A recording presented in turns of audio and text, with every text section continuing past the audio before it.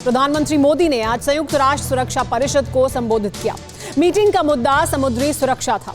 UNSC की बैठक की अध्यक्षता कर रहे प्रधानमंत्री मोदी ने विश्व के तमाम नेताओं को संबोधित किया। प्रधानमंत्री मोदी ने समुद्री सुरक्षा को लेकर 5 मंत्र दिए।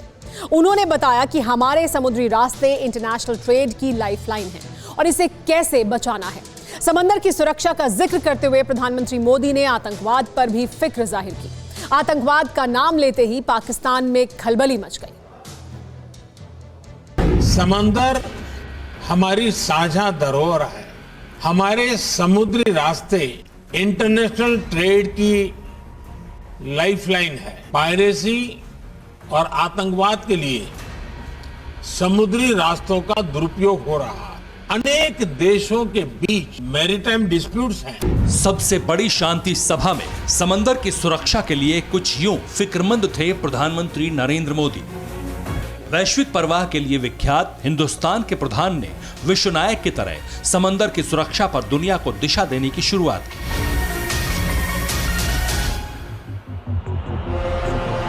संयुक्त राष्ट्र की सुरक्षा परिषद में विश्व के तमाम नेताओं के बीच पीएम मोदी ने समुद्री सुरक्षा के लिए 5 सिद्धांतों का जिक्र किया। पहला सिद्धांत, हमें मैरीटाइम ट्रेड में बैरियर्स हटाने चाहिए। दूसरा सिद्धांत, मैरीटाइम डिस्प्यूट्स का समाधान। तीसरा सिद्धांत, हमें प्राकृतिक आपदाओं और नॉन स्टेट एक्टर्स इनके द्वारा पैदा किए गए मैरीटाइम थ्रेट्स का मिलकर सामना करना चाहिए।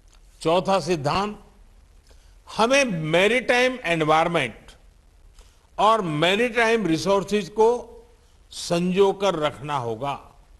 5वां सिद्धांत, हमें रिस्पॉन्सिबल मैरीटाइम कनेक्टिविटी को प्रोत्साहन देना चाहिए। दुनिया भर में शांति और सुरक्षा की जिम्मेदारी निभा रहे संयुक्त राष्ट्र की इस सुरक्षा परिषद में तमाम देशों के नेताओं ने शिरकत की थी। भारत इसका अस्थायी सदस्य है। यूं तो 7वीं बार हिंदुस्तान यूएनएससी का अस्थायी सदस्य बना है, मगर बीते 75 सालों में पहली बार किसी भारतीय प्रधानमंत्री ने यूएनएससी की किसी बैठक की अध्यक्षता की है। ओशन का क्लाइमेट। अमेरिका, चीन, ब्रिटेन, रूस और फ्रांस यूएनएससी के स्थायी सदस्य हैं। भारत को 2 साल के लिए सुरक्षा परिषद की अस्थायी सदस्यता मिली है। भारत इस साल अगस्त के महीने के लिए यूएनएससी की अध्यक्षता कर रहा है। तमाम कोशिशों के बावजूद पाकिस्तान को इसमें शामिल नहीं किया गया। दुनिया के तमाम नेताओं के सामने सागर की सुरक्षा की बात करते करते प्रधानमंत्री मोदी ने समंदर के रास्ते आतंकियों के आयात निर्यात का भी संकेतों में जिक्र किया। हमारी इस साझा समुद्री धरोहर को आज कई प्रकार की चुनौतियों का सामना करना पड़ रहा है। पायरेसी और आतंकवाद के लिए समुद्री रास्तों का दुरुपयोग हो रहा है। समुद्री सुरक्षा के बहाने जैसे ही जिक्र आतंकवाद का हुआ, वैसे ही आतंकियों की फैक्ट्री में खलबली मच गई।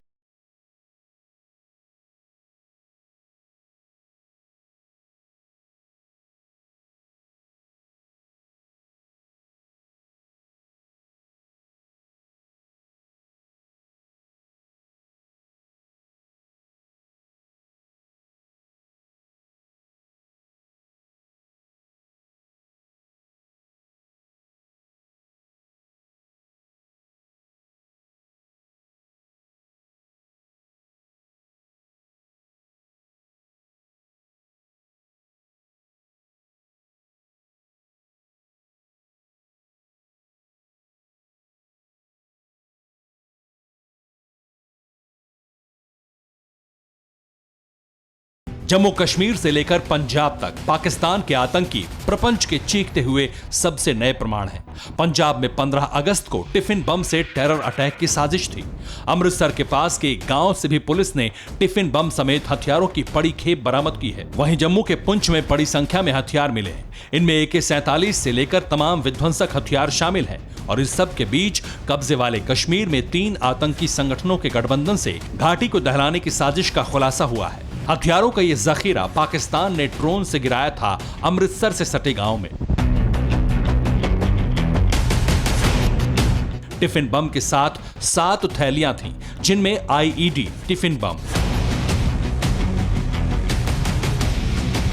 5 हैंड ग्रेनेड और 100 से ज्यादा कारतूस थे। 7 और 8 अगस्त की दरमियानी रात ड्रोन देखे गए थे। खुफिया सूत्रों के मुताबिक 15 अगस्त को कैप्टन अमरिंदर सिंह के कार्यक्रम के दौरान हमले की साजिश थी।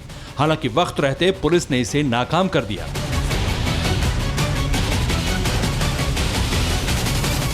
That this bomb has been delivered through a drone from across the border, and कल एक सरपंच सन एक पिंड दे, there was a sarpanch who called up that there was some drone movement last night.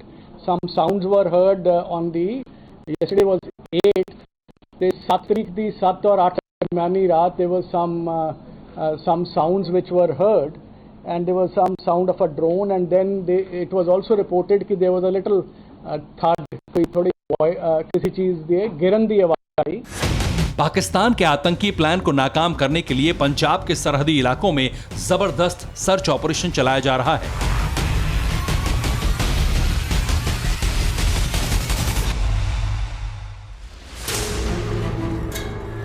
क्योंकि ऐसे सर्च ऑपरेशन के दौरान जम्मू के पुंछ में हथियारों की खेप मिली है। 2 AK-47 rifle, 4 magazine, Chinese pistol, Chinese hand grenade, fuse detonators और कारतूस के अलावा मोबाइल, बैटरी समेत तमाम सामान मिला है।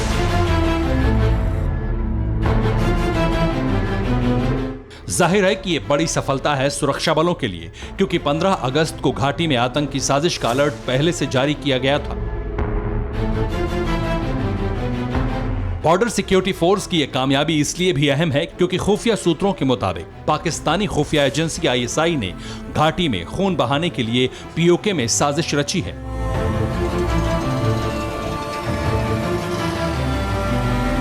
सूत्रों के मुताबिक मुजफ्फराबाद में पाकिस्तान के 3 आतंकी संगठनों की बैठक हुई थी। बैठक ISI ने बुलाई थी। इसमें लश्कर-ए-तैयबा, जैश-ए-मोहम्मद और हिजबुल मुजाहिदीन के कमांडर शरीक थे।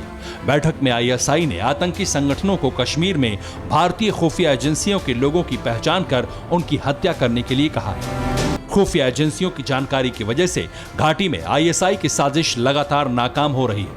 आतंकवाद की कमर टूट रही है। आतंकी संगठन बैकफुट पर है। श्रीनगर शांति में सांसें ले रहा है।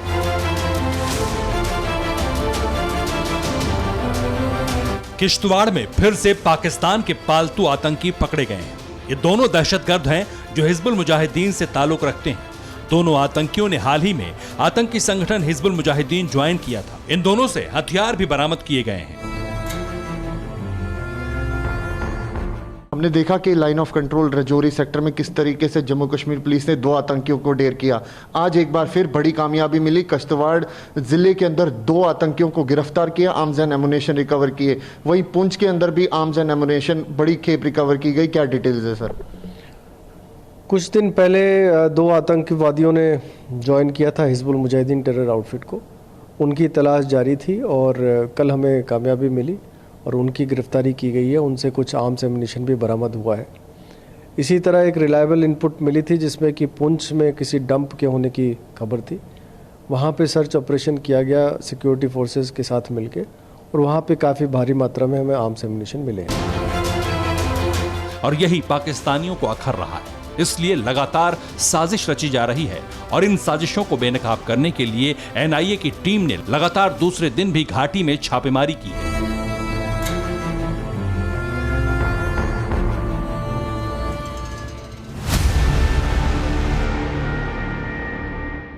बांदीपोरा में NIA ने जमाते इस्लामी के 9 ठिकानों पर छापा मारा। 8 अगस्त को भी जमाते इस्लामी के सदस्यों के मकानों और ऑफिसों पर 45 से अधिक जगहों पर रेड डाली गई थी। करीब 2 साल पहले केंद्र ने आतंकवाद रोधी कानूनों के तहत इस धार्मिक समूह पर प्रतिबंध लगाया था। जिस जमाते इस्लामी नाम के संगठन पर NIA की रेड पड़ी है वो भी पाकिस्तानी आतंकी संगठन के बेहद करीब है। ऐसे में ISI कैंप में बेचैनी बढ़ी हुई है। ऊपर से प्रधानमंत्री नरेंद्र मोदी ने UNSC में संकेतों में ही सही लेकिन पाकिस्तान की दुखती रग को दबा दिया है।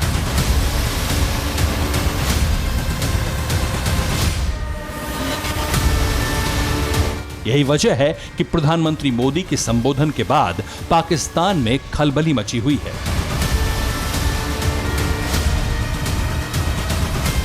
Bureau report, TV9 Bharatvarsh. अड़ी सोमवार से शुक्रवार शाम 6 बजे सिर्फ TV9 भारतवर्ष पर।